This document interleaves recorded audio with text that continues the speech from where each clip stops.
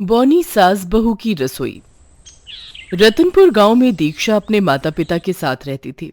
वो देखने में बहुत ही सुंदर थी, इसी के साथ वो खाना भी बहुत अच्छा बनाती थी। पर उसमें एक कमी थी, वो बॉनी थी, जिस वजह से उसके माता पिता उसकी शादी के लिए बहुत ज्यादा परेशान रहते थे। अजी, हमारी बेटी की शादी कैसे होगी? वो तो बॉनी है। मुझे पता है, तुम चिंता मत करो। हमारी बेटी बहुत ही भाग्यशाली है।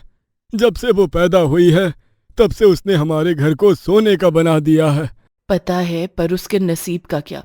पता नहीं भगवान ने उसके नसीब में क्या लिखा है। देखने में कितनी सुंदर है, बस थोड़ी सी लंबाई दे देते तो क्या चला जाता उनका। तभी वहां पर दीक्षा आती है और अपनी माँ से कहती है, माँ खाना बन गया, आप लोग खाना खा लीजिए, मैं तब तक नदी से जाकर पानी भर लाती हूँ। ठीक है बेटी, आराम से जाना। और ये कहकर दीक्षा पानी भरने के लिए चली जाती है। पानी भरने के बाद वो घर की तरफ आ ही रही थी कि तभी उसे एक औरत पेड़ के नीचे बैठी दिखाई दी। वो काफी ज्यादा परेशान लग रही थी। उसे देखकर दीक्षा उसके पास गई और उससे कहा, क्या हुआ माँ जी, आप इतना परेशान क्यों लग रही हैं?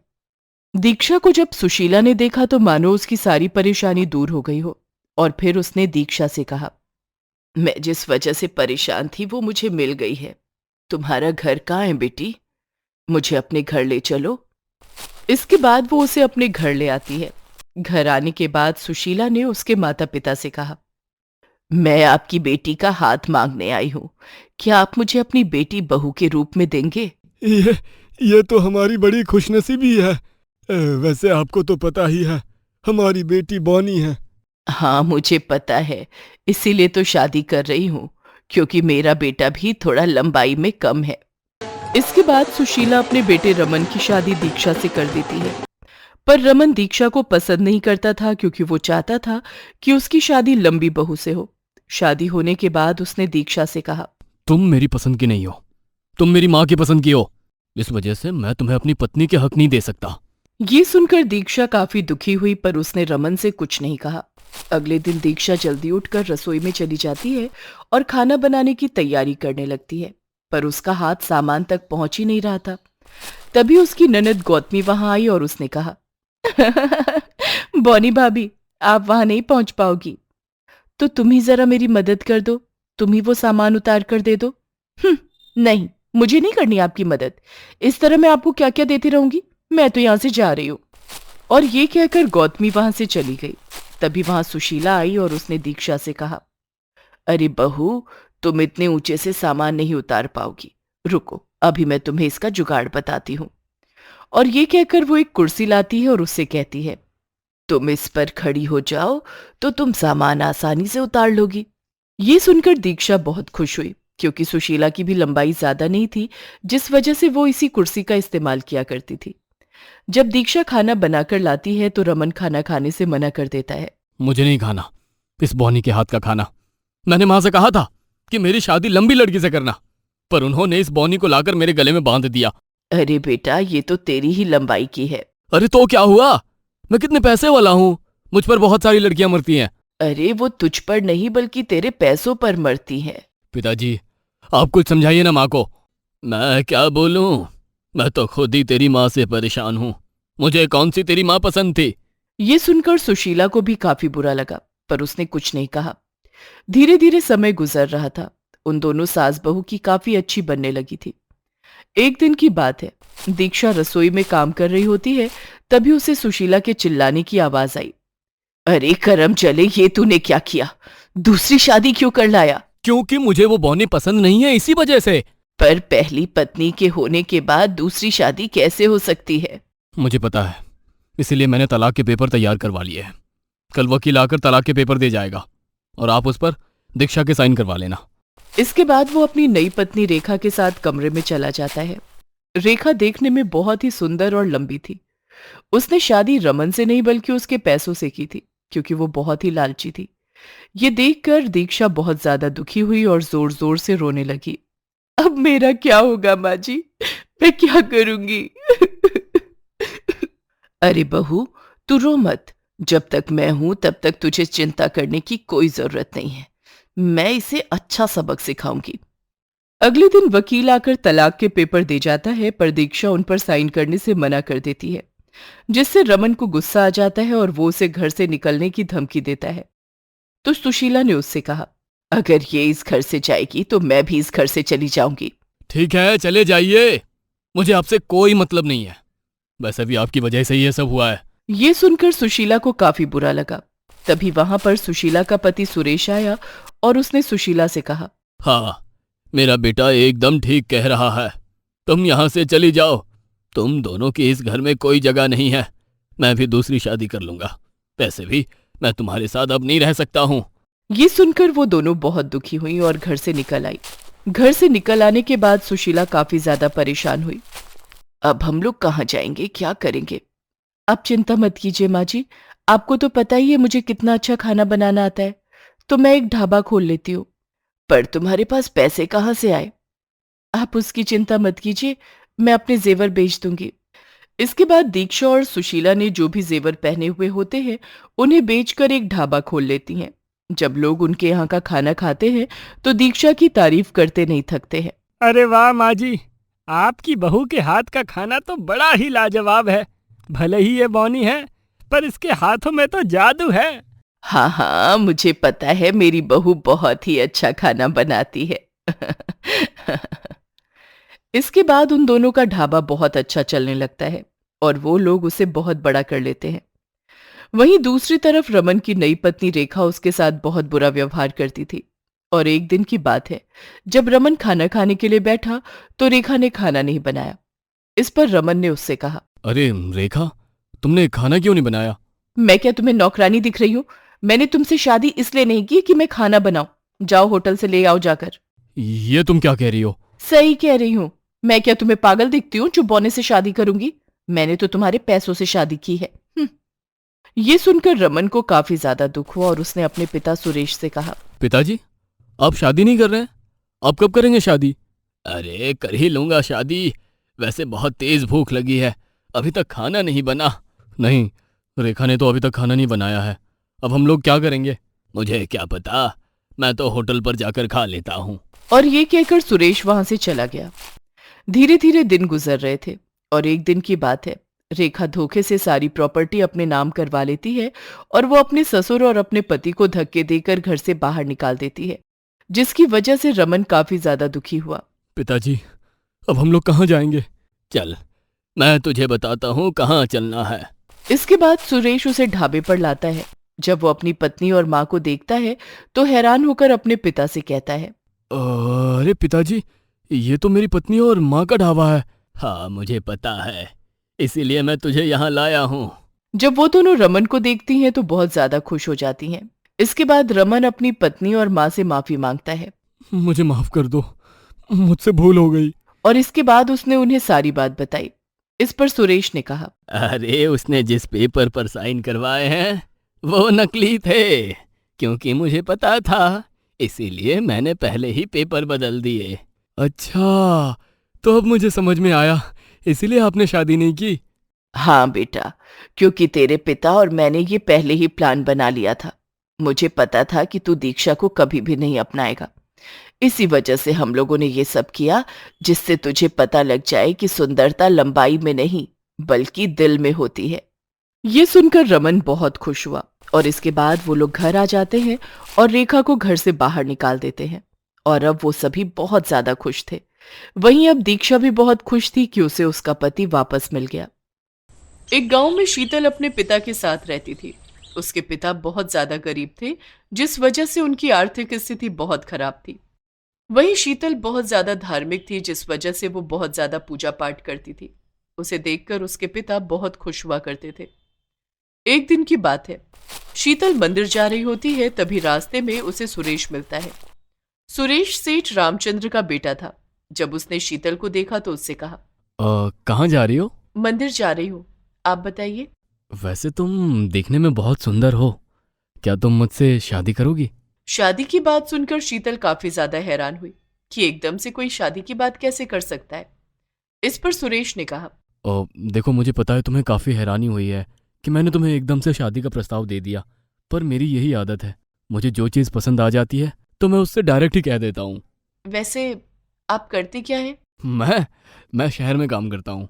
कल ही गांव में लौट कर आया और मैं चाहता हूँ कि अब की बार शहर जाऊँ तो शादी करके ही जाऊँ। पर मैं तो बहुत गरीब हूँ, आपके घर वाले मुझसे शादी करने के लिए राजी नहीं होंगे। और तुम उसकी चिंता मत करो। पर आपको मेरे पिताजी से भी तो रजामंदी लेनी होगी ना। हाँ हाँ, क्यों नहीं। और इसके बाद वो दोनों शीतल के घर आ गए।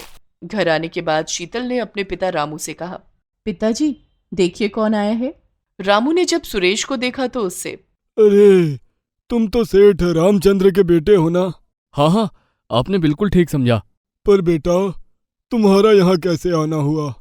मुझे आपकी बेटी बहुत पसंद है और मैं आपकी बेटी से शादी करना चाहता हूँ। क्या तुम सच कह रहे हो? पर मैं तो बहुत गरीब हूँ, मेरे पास दहेज नहीं है। मैं दहेज नहीं मांग रहा हूँ, मैं आपकी बेटी मांग रहा हूँ बस। ये सुनकर रामू बहुत ज्यादा खुश हो जाता है और इसके बाद वो उनकी शादी कर देता है। शादी के बाद सुरेश शीतल को अपने घर लेकर आता है। जब सुरेश की माँ लक्ष्मी ये चीज देखती है तो बहुत ज्यादा गुस्सा करती है। अरे नालायक, बिना बताए शादी क्यों कर ली? कम से कम बता ही दिया होता, हम क्या शादी करने से मना कर देते? देवर जी, माँ जी एकदम ठीक कह रही हैं। मैंने तो एक से एक अच्छी लड़की देखी थी, आपको यही मिली, गांव की गंवार। भाभी ऐसे मत कहिए, ये आपकी देवरानी है। अच्छा, तो अब तू अपनी भाभी से मुंह चलाएगा? माँ, अगर आपको इसका स्वागत करना है तो करिए, वरना कोई बात नहीं है, हम बिना स्वागत के भी रह लेंगे। वैसे भी ये मेरा भी घर है। और ये कहकर सुरेश शीतल को अंदर ले आता है, जिसे देखकर लक्ष्मी को काफी गुस्सा आता है।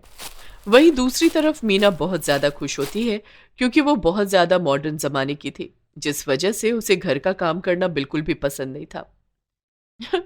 चलो आ गई नौकरानी, अब पूरे दिन यही काम किया करेगी और मैं अपनी जिंदगी आराम से गुजारूंगी। ये कहकर वो बहुत खुश हुई। अब तो रोजाना मीना सुबह उठकर डीजे बजा दिया करती थी और खूब एंजॉय किया करती थी। वहीं दूसरी तरफ शीतल पूजा पाठ पर ध्यान देती थी, जिसे देखकर मीना ने एक दिन शीतल से कहा, अरे शीतल, ये क्या पूजा पाठ करती रहती हो? हमारे साथ एंजॉयमेंट भी कर लिया करो। नहीं दीदी, मुझे ये सब अच्छा नहीं लगता है, मैं तो सादा जीवन जीती हूँ। हाँ हाँ, मुझे पता है तुम गांव की हो, इसी वजह से। मैं शहर से आई हूं, मुझे ये सब अच्छा नहीं लगता है। पर दीदी, पूजा करने से तो भगवान हम पर प्रसन्न होते हैं। तुम ही करो जाकर पूजा। ये सुनकर शीतल वहां से चली गई। धीरे धीरे समय गुजर रहा था, सब कुछ अच्छा चल रहा था। शीतल घर में काम किया करती थी और मीना बाजार जाकर शॉपिंग। वहीं लक्ष्मी भी मीना से कुछ नहीं कहती थी। एक दिन की बात है, लक्ष्मी बाजार गई। वहां पर उनके पड़ोस में रहने वाली विमला और शीला मिली और विमला ने लक्ष्मी से कहा, अरे लक्ष्मी जी, आपकी नई बहू रानी तो बड़ी ही धार्मिक है, बड़ी सादा सिंपल रहती है। ऐसी बहू तो बड़े नसीबों से मिलती है। हाँ, तुमने बिल्कुल ठीक कहा। वही इनकी बड़ी बहू बहुत ही मॉडल है, उसे तो बात करने की तमीज ही नहीं है। हम लोगों से कैसे बात करती है? अरे वो दोनों बच्चियां ही हैं, इसी वजह से। अरे नहीं नहीं, अपनी छोटी बहू को ही देख लीजिए, बहुत ही संस्कारी है।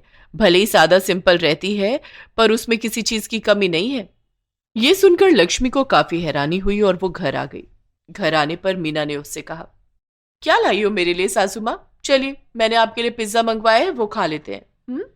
क्या पिज्जा क्यों ऑर्डर किया? घर पर ही खाना खा लेती।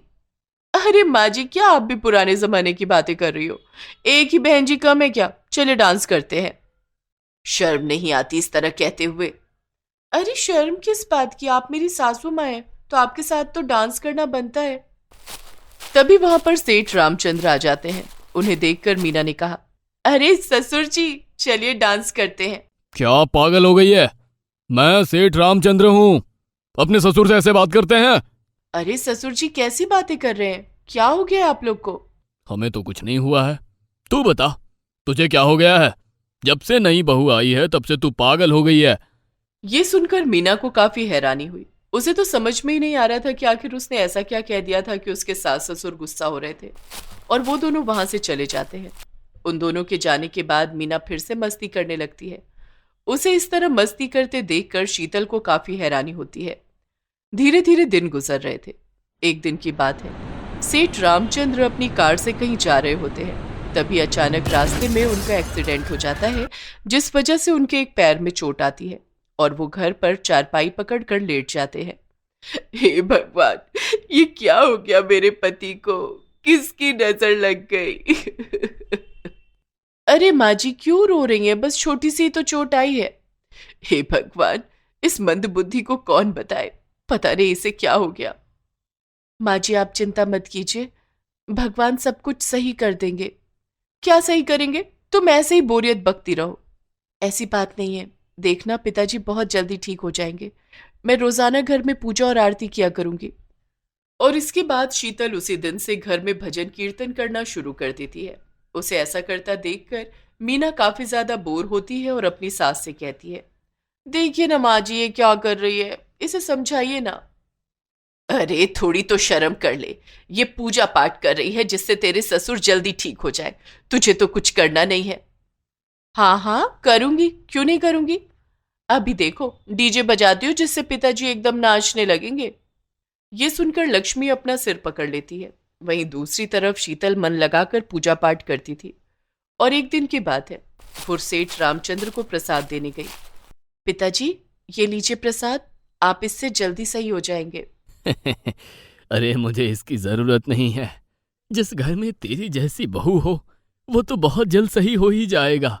तूने मेरी इतनी सेवा की है कि मैं तो बिना दवाई के ही ठीक हो रहा हूँ। ये सुनकर शीतल बहुत ज्यादा खुश हो जाती है और कुछ ही दिन बाद सेठ रामचंद्र ठीक हो जाते हैं। और एक दिन की बात है, मीना बहुत तेज नाच रही होती है, तभी अचानक उसका पैर फिसल जाता है और वो गिर जाती है, जिससे उसकी कमर में बहुत चोट आती है। हाय राम, मर गई, जल्दी से कोई उठाओ आकर। शीतल भागकर आती है और मीना को उठाती है। इसके बाद डॉक्टर जब मीना को देखते हैं तो उसे बेड रेस्ट के लिए कहते हैं, जिस पर लक्ष्मी ने मीना से कहा, और कर ले डांस, और करना है डांस, जब देखो तब डांस करना और फालतू की बात, अब पड़ी रहना खटिया पर। यह सुनकर मीना को काफी दुख होता है, पर शीतल उससे कहती है, आप चिंता मत कीजिए दीदी, आप जल्दी ठीक हो जाएंगी। मुझे माफ कर दो शीतल, मैं हमेशा तुझसे चिढ़ती रही, पर आज मुझे पता लगा कि ज्यादा मजेदार भी सही नहीं होती है, हमें सादा ही रहना चाहिए। ये सुनकर शीतल बहुत खुश होती है और फिर वो मीना की बहुत सेवा करती है, जिससे मीना कुछ ही दिनों में पूरी तरह ठीक हो जाती है। ठीक होने के बाद मीना ने शीतल से कहा, अगर आज तुम नहीं होती तो पता नहीं मेरा क्या होता, शायद मैं अभी तक खटिया पर ही पड़ी रहती। अरे दीदी, आप ऐसा क्यों कह रही हैं, आप तो मेरी बड़ी बहन समान है। ये सुनकर मीना बहुत ज्यादा खुश हो जाती है और अब मीना भी शीतल की तरह पूजा पाठ में मन लगाने लगी थी, जिसे देखकर लक्ष्मी और सेठ रामचंद्र बहुत खुश थे।